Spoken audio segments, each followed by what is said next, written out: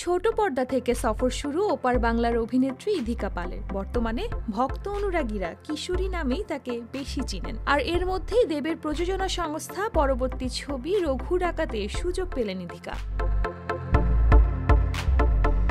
ভারতীয় গণমাধ্যমের এক সাক্ষাৎকারে অভিনেত্রী বলেন, আমিও জানতে পেরেছি, কোনো ধারণা ছিল না। তবে আমার মনে হয় এই সুযোগ পেলে আমার জায়গায় অন্য কেউ থাকলেও না বলতো না, অথবা দুবার ভেবেও দেখতো না। হঠাৎ এই প্রস্তাব আসে, আমাকে ডাকা হয় এবং জানতে পারি ছবির কথা। যদিও চরিত্র নিয়ে এখনই কিছু বলা যাবে না, তবে এতটুকু বলতে পারি এই ছবিও দর্শকদের ভালো লাগবে।